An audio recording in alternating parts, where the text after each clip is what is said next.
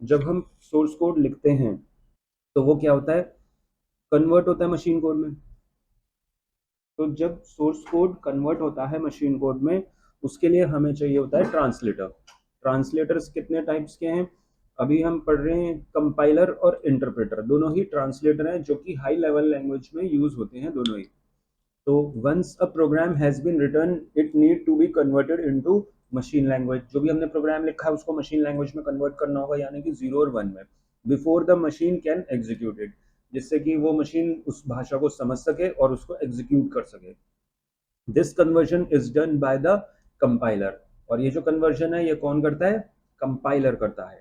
Compiling the programme, जब भी हम प्रोग्राम को हमने देखा था, पहले हम कंपाइल करते हैं फिर रन करते हैं, या अगर हम डायरेक्ट रन भी कर रहे हैं तो वो कंपाइल तो होगा ही होगा पहले। तो कंपाइल का मतलब है कि जब भी हम कंपाइल करेंगे एक फाइल एक्स्ट्रा बनेगी। जो हमने फाइल सेव करी है डॉट सी के नाम से, उसकी एक फाइल और बनेगी, और वो जो फाइल होगी वो EXE फाइल होगी। EXE मतलब executable file. If we copy this file into another machine, अगर हम ये वाली फाइल किसी दूसरी मशीन पर लेके जाते हैं तो we can execute it without recompiling it. मतलब हमें उसको कोई कंपाइल करने की जरूरत नहीं होगी, हम डायरेक्टली उस फाइल को, उस प्रोग्राम को रन कर सकते हैं। डबल क्लिक करेंगे और सीधा ही रन हो जाएगा। तो ये EXE का फायदा होता है। तो कंपाइलर हमने देखा, लेकिन एक और टर्म यूज होती है इंटरप्रेटर, जो कि हाई लेवल लैंग्वेज में भी यूज होती है, लेकिन सी इंटरप्रेटर को यूज नहीं करता, कंपाइलर को यूज करता है। तो लेकिन दोनों में डिफरेंस क्या है वो हमें पता होना चाहिए। A compiler is a computer program, ये भी एक सॉफ्टवेयर ही है, कंप्यूटर का प्रोग्राम है, that translate code written in high level language into machine code, जो कि कन्वर्ट करता है 0 और 1 में, जिसको हम बाइनरी कोड बोलते हैं।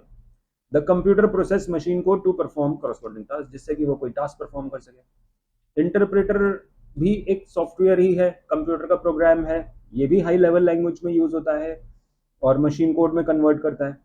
This include source code, pre compiled code, मतलब ये सोर्स कोड को भी, प्री कंपाइल्ड कोड मतलब पहले से ही वो कंपाइल है उसको भी चेक करता है, और स्क्रिप्ट्स के साथ भी यूज होता है। स्क्रिप्ट और प्रोग्राम में क्या अंतर है, स्क्रिप्ट नॉर्मली वेबसाइट्स में यूज होती हैं, वेबसाइट बनाने के लिए।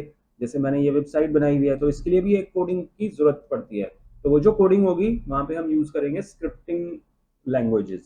स्क्रिप्टिंग लैंग्वेजेस में इंटरप्रेटर का यूज होता है। both compiler and interpreter do same job, which is converting high level language program into machine code. However, compiler will convert source code into machine code, मतलब compiler EXE generate कर रहा था जो कि हमने पढ़ा ही था, before running it. Interpreter convert machine code when the program is run, और इंटरप्रेटर डायरेक्टली रन कर देता है उसको, कोई अलग से फाइल क्रिएट नहीं करता, जैसे कि डायग्राम में दिखा रखा है। सोर्स कोड कंपाइलर की हेल्प से मशीन कोड में कन्वर्ट होगा और फिर आउटपुट आएगा। ये जो मशीन कोड है ये एक ऑब्जेक्ट फाइल भी है और एक एग्जीक्यूटेबल फाइल भी है। सी में हम देखेंगे तो एक ऑब्जेक्ट फाइल भी बनती है, लेकिन इंटरप्रेटर में कोई एक्स्ट्रा फाइल नहीं बनेगी, सोर्स कोड डायरेक्टली कन्वर्ट होगा इंटरप्रेटर की हेल्प से और आउटपुट दिखा देगा। दोनों में और क्या क्या डिफरेंसेस हैं, हमने सिमिलैरिटी देखी, अब डिफरेंस क्या है। Compiler scan the entire program and translated into the machine code. जो भी हमने प्रोग्राम लिखा है वो डायरेक्टली वो उसको, मतलब उसको पूरे को स्कैन करेगा, सारे एंटायर प्रोग्राम को रीड करेगा और उसको कन्वर्ट कर देगा मशीन कोड में। और अगर कोई एरर है तो जितने भी एरर्स हैं सारे एरर्स वो एक ही साथ में दिखाता है। लेकिन ट्रांसलेटर जो कन्वर्ट करता है वो one statement at a time करता है, मतलब एक एक स्टेटमेंट रीड करेगा और वो दिखा देगा। जहां पर उसको एरर मिलेगा वहीं पे वो रुक जाएगा, आगे नहीं बढ़ेगा जब तक वो एरर ठीक नहीं होगा। जैसे हमने ठीक करेंगे तब वो नेक्स्ट लाइन पे रीड करेगा। तो इसको हम बोलते हैं लाइन बाय लाइन, और इसको बोलते हैं हम एंटायर प्रोग्राम।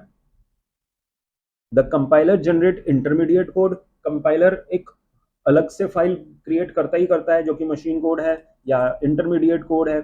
इंटरमीडिएट कोड मतलब होता है कि जो कंप्यूटर जिसको रन कर रहा है और जो सोर्स कोड है उसके बीच का code. Interpreter does not produce any intermediate object code, कोई अलग से फाइल नहीं बनाता interpreter. The compiler takes large amount of time to analyse the source code. Compiler obviously ज्यादा टाइम ले रहा है क्योंकि वो पूरे एंटायर प्रोग्राम को स्कैन कर रहा है, लेकिन जो ओवरऑल एक एग्जीक्यूशन टाइम है, पूरा एग्जीक्यूशन टाइम देखेंगे तो कंपाइलर फास्ट है एज कंपेयर टू इंटरप्रेटर। लेकिन अगर हम फर्स्ट एरर की बात करें तो फर्स्ट एरर तो इंटरप्रेटर ही फास्ट दिखाएगा।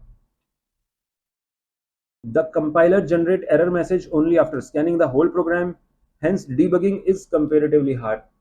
इसमें डीबगिंग थोड़ा सा डिफिकल्ट रहता है एज कंपेयर टू इंटरप्रेटर, क्योंकि इंटरप्रेटर हमें एग्जैक्ट लोकेशन दिखा देता है एरर की, इसमें पूरा दिखा रहा है तो हमें कंफ्यूजन भी हो सकती है कि किस लाइन में एरर है।